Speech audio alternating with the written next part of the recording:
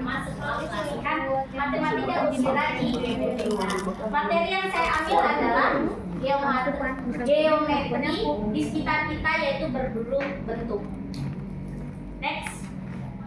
Baik, latar belakang yang melatar belakangi pelatihan ini adalah untuk mengajak siswa belajar dengan cara menyenangkan, memperkenalkan konsep geometri bentuk di sekitar kita dengan pengalaman nyata dan siswa yang menarik, mendorong rasa ingin tahu serta kreativitas siswa dengan tahapan gembira. Apa saja itu tahapannya? Yaitu gali, eksplorasi, buat konten, buat aktivitas, ikuti pemikiran peserta didik, rayakan, dan akhiri dengan gembira.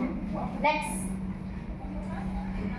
Nah, sebelumnya kita ice breaking dulu ya, sebentar ya, teman-teman. Jadi ice breaking itu nggak hanya bertepuk-tepuk, nggak hanya menari-nari, ya, bisa juga dengan teka-teki. Sebelumnya teman kita udah pernah melakukan teka-teki ini, kalau nggak salah Bu Yuyun ya.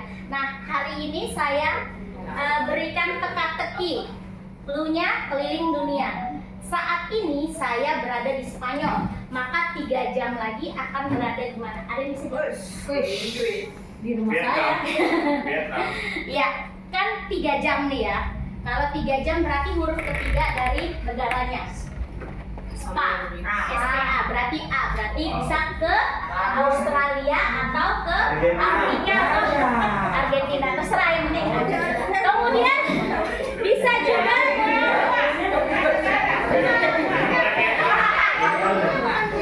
berikutnya bisa juga dengan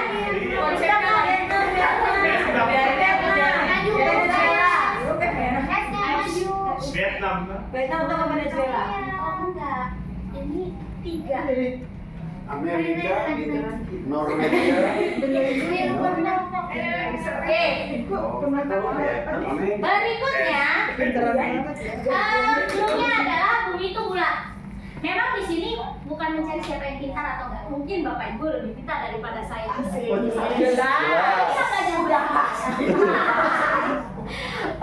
berikut, teka-tekinya adalah bumi itu bulat. Perhatikan teka-tekinya, cluenya itu bumi itu bulat. Berapakah 100 ditambah 3. 4 bukan. 3. Karena yang bulat-bulatnya saya nggak hitung. Oh ya. Karena bulat-bulatnya ada 3. 1, 2, 3. Saya nggak dihitung. Baik, berikutnya. 5.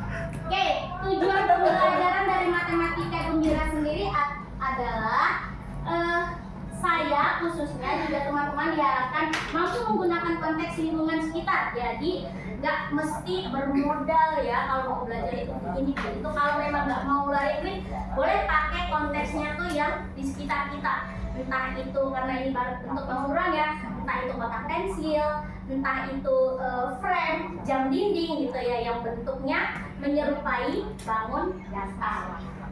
Kemudian yang paling penting adalah merancang aktivitas pembelajaran geometris untuk fase A, karena saya ikut pelatihannya fase A, yaitu kelas 1 dan kelas 2 yang bersifat kontekstual, visual, dan eksploratif. Dan yang terakhir menerapkan prinsip pembelajaran mendalam. Ini sudah ada ya di learning, yaitu apa aja ya teman-teman? Mindful, meaningful, sama Joy. lanjut. Nah, ini dia konteks gembiranya di sini. Gembira, GE-nya gali dan eksplorasi, M-nya buat konten, B-nya buat aktivitas, I-nya ikuti pemikiran murid, R-nya rayakan dan berikutnya. Nah, gali dan eksplorasi, mengenal berbagai bangun datar, melakukan komposisi dan dekomposisi, artinya mengumpulkan atau menguraikan suatu bangun datar, menggali berbagai konteks serta kegiatan yang cocok dalam pembelajaran materi bangun datar. Jadi ibu-ibu dan bapak-bapak guru kelas 1 dan kelas 2 pilih-pilih dulu nih materinya yang kira-kira cocok dan benda-bendanya ada di sekitar kelas. Kemudian buat konten, ini adanya di fase A ya, kelihatan? Ya, kelihatan. Bisa saya bantu baca. 3 menit lagi tuh kena. Iya, saya bantu baca. Yang fase A itu mengenal berbagai bangun datar segitiga. Segitiga itu fase A kelas 1. Kopi. Oh iya.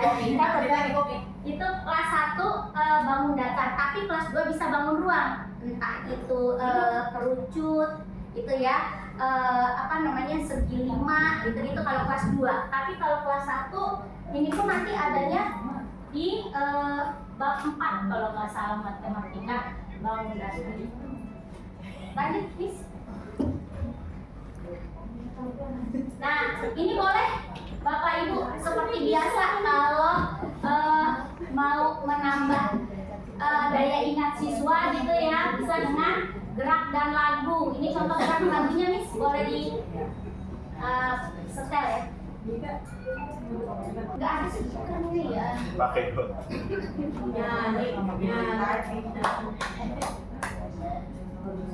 Ini ya.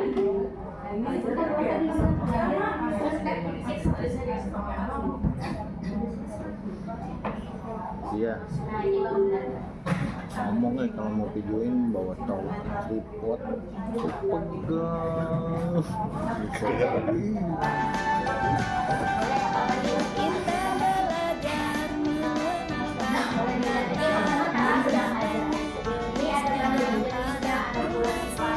Gimana coba nadanya? Nadanya gimana?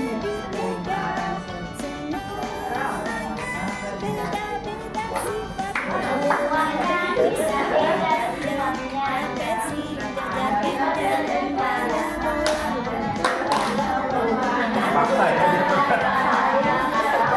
Paksa ya?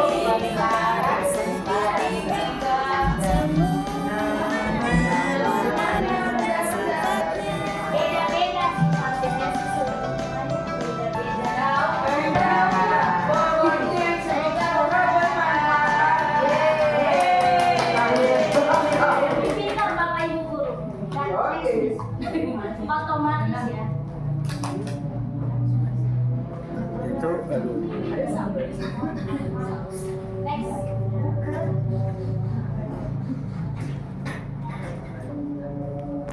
Nah, Ajan. ada yang harus berkaitan dengan deep learning, yaitu berkesadaran, bermakna, dan menggembirakan. Lanjut, Miss. Ini adalah contoh-contoh visual yang bisa diperlihatkan kepada anak-anak. Jadi Bapak Ibu bisa bikin slide-nya menunjukkan benda-benda yang berkaitan dengan kehidupan sehari-hari, entah itu makanan atau benda-benda. Kalau kemarin saya bisa segitiga itu pakai gantungan ya, gantungan jemuran. Lanjut, Miss. Ini bentuk perseginya, lanjut nih. Dan ini contoh LKPD-nya. LKPD-nya banyak ya, Bapak Ibu di Canva bisa disesuaikan dengan materi yang Bapak Ibu pilih. Lanjut, berikutnya, Miss. Nah, ikuti pemikiran murid ini yang perlu diperhatikan karena kadang-kadang murid itu nanyanya agak-agak di luar prediksi ya. Kadang-kadang lingkaran itu dia sebut bola, padahal hanya bentuknya yang sama tapi berbeda. Lingkaran adalah bangun datar, bola adalah bangun ruang, gitu ya. Lanjut. Nah, yang terakhir yang paling penting adalah rayakan dan akhiri.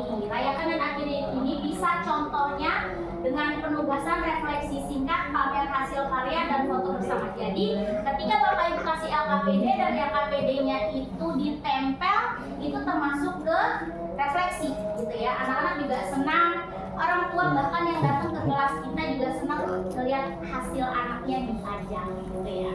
Lanjut, Miss. Nah, ini contoh-contoh refleksinya. Ajak murid bercerita hal yang seru atau hal-hal yang mereka pelajari tentang bangun datar ya.